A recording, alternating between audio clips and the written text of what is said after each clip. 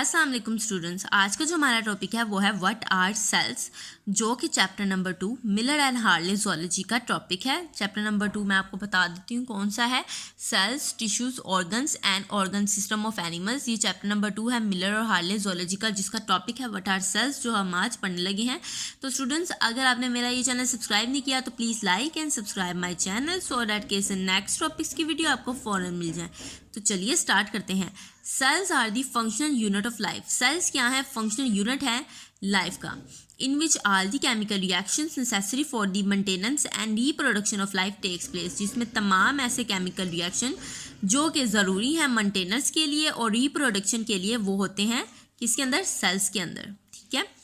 They are the smallest independent unit of life. ये क्या है? स्मॉलेस्ट इंडिपेंडेंट यूनिट है लाइफ का। Structurally speaking, cells are either prokaryotic और यूकैरियोटिक।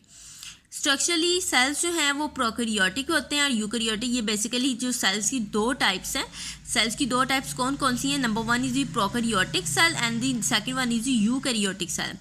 अब हम वन बाय वन देखते हैं, इसको डिस्कस करते हैं। प्रोकैरियोट्स का क्या मतलब है? सबसे पहले इसकी मीनिंग तरफ आते हैं। प्रो का मतलब है बिफोर एंड कैरियोट्स का मतलब है न्यूक्लियस। तो इसका मतलब क्या है प्रोकैरियोट का? Before nucleus. ठीक है, बिफोर न्यूक्लियस। प्रोकैरियोट्स क्या है? इंडिपेंडेंट सिंगल सेल्ड ऑर्गेनिज्म है, जिसकी एग्जांपल क्या है? बैक्टीरिया। ठीक है।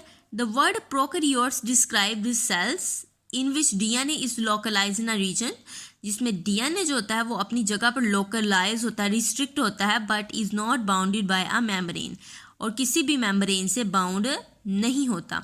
अच्छा स्टूडेंट्स, मैं ना आपको प्रोकैरियोट्स को एक प्रोकैरियोटिक सेल मैं आपको दिखाने लगी हूँ एक फिगर के ज़रिए से, और ताकि आपको इसको समझने में आसानी हो।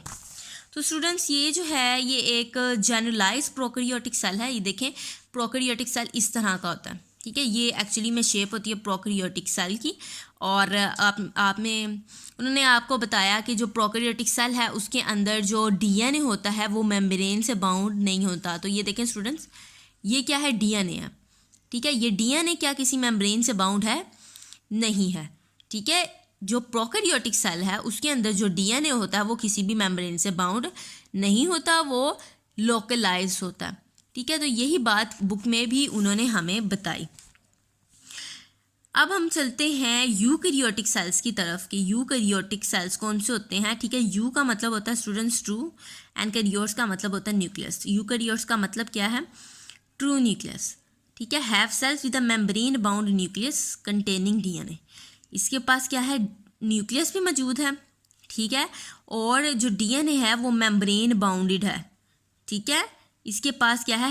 Have cells with a membrane bound nucleus. उसके पास मेम्ब्रेन बाउंड न्यूक्लियस है और जिसके अंदर क्या है? डीएनए मौजूद है। ऊपर क्या था कि जो डीएनए था वो किसी भी मेम्ब्रेन से बाउंड नहीं था, जबकि इसमें क्या? न्यूक्लियस मौजूद है और उसके अंदर डीएनए है। प्रोकैरियोटिक सेल में न्यूक्लियस मौजूद नहीं था।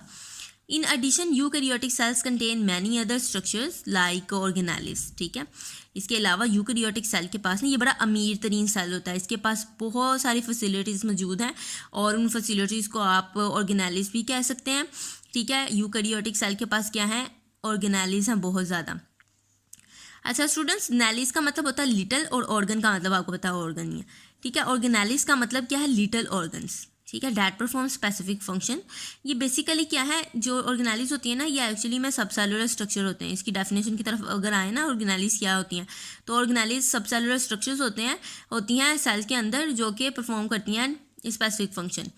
Eukaryotic cells have also a network of specialized structures called filaments.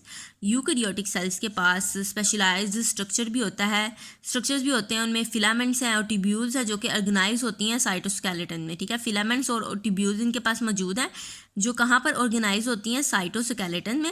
और इनका काम क्या होता है? Which give shape to the cell and allow intracellular movement, जो कि शेप प्रोवाइड करती हैं सेल को और अलाउ करती हैं इंट्रासेलुलर मूवमेंट। अच्छा स्टूडेंट्स, अभी हमने बात की ना कि यूकैरियोटिक सेल्स के पास क्या होता है? न्यूक्लियस मौजूद होता है, लेकिन प्रोकैरियोटिक सेल के पास न्यूक्लियस मौजूद नहीं होता। ये देखें स्टूडेंट्स, ये प्रोकैरियोटिक सेल है। क्या इसमें आपको कोई न्यूक्लियस नज़र आ रहा है? नहीं नज़र आ रहा। डीएनए जो है वो लोकलाइज्ड है, किसी भी मेम्ब्रेन से बाउंड नहीं है। ठीक है, अब स्टूडेंट्स मैं आपको बताती हूँ, जिस तरह आपने अभी देखा कि ये प्रोकैरियोटिक सेल था, अब मैं आपको एक झलक जो है वो यूकैरियोटिक सेल की भी दिखाने लगी हूँ। तो स्टूडेंट्स ये देखें, ये है यूकैरियोटिक सेल, ठीक है। एक एनिमल सेल जो है वो यूकैरियोटिक होता है और यूकैरियोटिक सेल्स के पास सबसे पहले उन्होंने आपको बताया कि उसके पास न्यूक्लियस मौजूद होता है। तो स्टूडेंट्स ये न्यूक्लियस है, ठीक है। और उन्होंने ये भी कहा बुक में कि न्यूक्लियस के अंदर क्या होता है, वो डीएनए मौजूद होता है। न्यूक्लियस को अगर हम थॉरली देख लें तो अगर हम इसका डिटेल स्ट्रक्चर पे जाएं तो इस न्यूक्लियस के अंदर ये देखें, ये न्यूक्लियस है और इसके अंदर डीएनए मौजूद होता है। और इसके अलावा उन्होंने कहा कि यूकैरियोटिक सेल के पास बहुत सारी ऑर्गेनेल्स भी होते हैं। तो ये देखें, ये आपको मैनी ऑर्गेनेल्स जो हैं यहाँ पर नज़र आ रही हैं। ये तमाम क्या है, ऑर्गेनेल्स। देखें यूकैरियोटिक जो सेल है वो देखें थोड़ा सा कॉम्प्लेक्स है, जबकि प्रोकैरियोटिक सेल क्या था, सिंपल सेल था, ठीक है। ये था आपका यूकैरियोटिक सेल। अच्छा, अब यहाँ पर बात हुई है कि यूकैरियोटिक सेल के पास फिलामेंट्स और ट्यूब्यूल्स होते हैं। तो मैं आपको एक झलक फिलामेंट्स और ट्यूब्यूल्स की भी दिखा देती हूँ कि किस तरह से ऑर्गेनाइज होते हैं साइटोस्केलेटन के अंदर। देखिए, यूकैरियोटिक सेल थोड़ा सा कॉम्प्लेक्स सेल होता है, इसलिए इसके अंदर बहुत सारी ऑर्गेनेल्स भी मौजूद हैं, बहुत सारे स्ट्रक्चर्स भी मौजूद हैं जो कि प्रोकैरियोटिक सेल के पास मौजूद नहीं होते। तो स्टूडेंट्स ये देखें, ये आपको साइटोस्केलेटन का ये स्ट्रक्चर दिखाया जा रहा है जिसके अंदर माइक्रोट्यूब्यूल्स हैं। ये माइक्रोट्यूब्यूल्स हैं, ये जो नज़र आ रही हैं ब्लू कलर की आपको, और ये क्या है, फिलामेंट्स हैं, माइक्रोफिलामेंट्स, ठीक है। जैसे कि बुक में उन्होंने खुद ही बताया है, ये देखिए ये लाइन हमने पढ़ी है, eukaryotic cell also have a network of specialised structures called filaments and tubules organise into the cytoskeleton, ठीक है, जो साइटोस्केलेटन के अंदर ऑर्गेनाइज हैं। तो ये देखें, ये माइक्रोट्यूब्यूल्स हैं और माइक्रोफिलामेंट्स हैं। ये माइक्रोट्यूब्यूल्स हैं और ये माइक्रोफिलामेंट है जो कि ऑर्गेनाइज है कहाँ पर, साइटोस्केलेटन के अंदर ऑर्गेनाइज है। इसके अलावा इनका फंक्शन क्या है, फंक्शन में उन्होंने ये बताया कि ये जो सेल की शेप है उसको मेंटेन रखते हैं, which give shape to the cell and allow intracellular movement. तो स्टूडेंट्स ये था हमारा आज का टॉपिक जो कि सेल्स और उसकी टाइप्स पे था। स्टूडेंट्स अगर आप चाहते हैं इससे नेक्स्ट टॉपिक्स की वीडियो आपको फ़ौरन मिल जाए तो please like and subscribe my channel. मिलते हैं हम अपने नेक्स्ट वीडियो में। अल्लाह हाफिज़।